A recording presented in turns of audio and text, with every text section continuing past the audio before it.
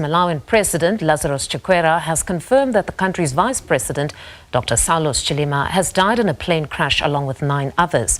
The military plane left Lilongwe yesterday morning, and due to bad weather, it couldn't land at Mzuzu Airport. It disappeared from the radar shortly afterwards. All former presidents of Malawi for the solidarity they expressed to me when I called each one of them to inform them of the terrible news, because it is in times like this that we must stand together as one people. And I'll be counting on their support to unite us during the days of mourning that lie ahead. But more than anything, I'm deeply sorry to all of you for this terrible loss, and I humbly ask you all to observe with me a minute of silence in honor of their memory. May their souls rest in peace.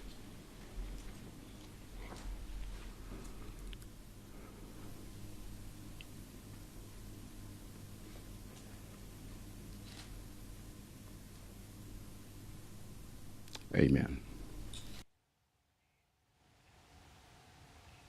For more on this story, we're joined by SABC News International Editor Sophie Mkwena. Good afternoon, Sophie. What a tragic ending. The president there briefing the media earlier. Talk us through what we know so far.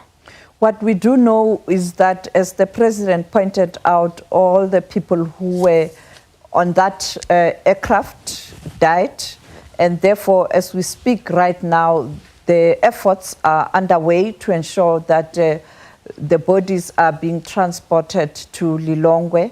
And earlier on, I saw the visuals of different cars that are going to take these bodies and transport them to Lilongwe. What we do know is that the president also indicated that he will consult with the rest of the people who are leaders in that country to work on preparations for the burial. We know also that it was not only the vice president who perished, the 9 people also perished, and among them, that includes the former first lady of Malawi, Mem Muluzi.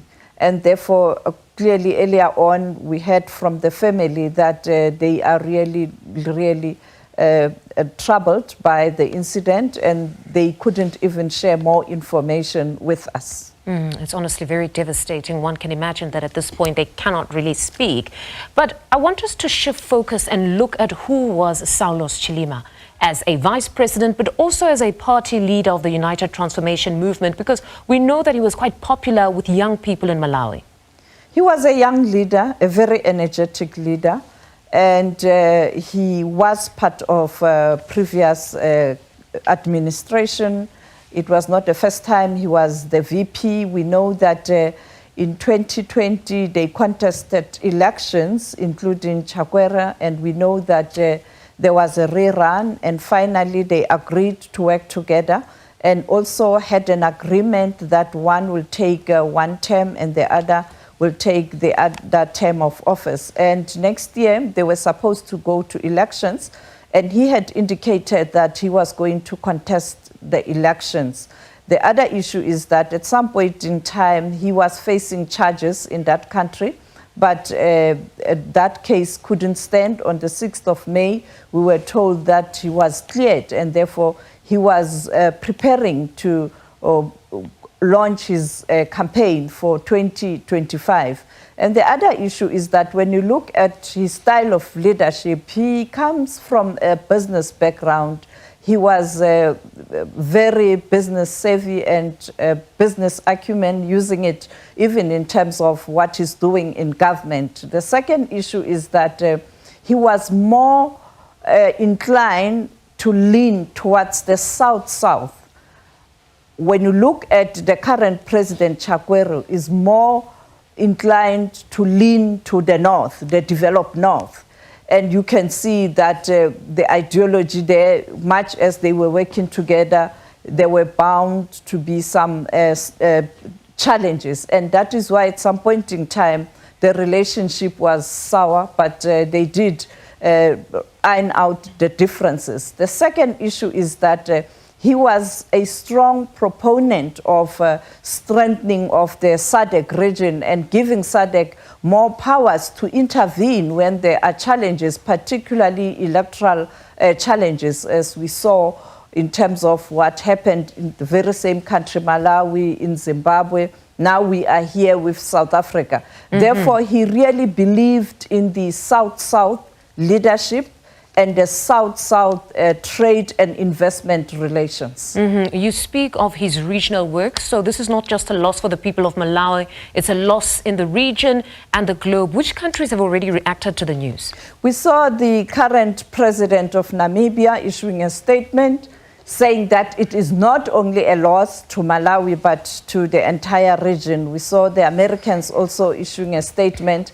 The president of the African Development Bank, who was with him in South Korea. As you know, that weekend there was that summit of African heads of state and institutions with the South Korean administration, and they were together there.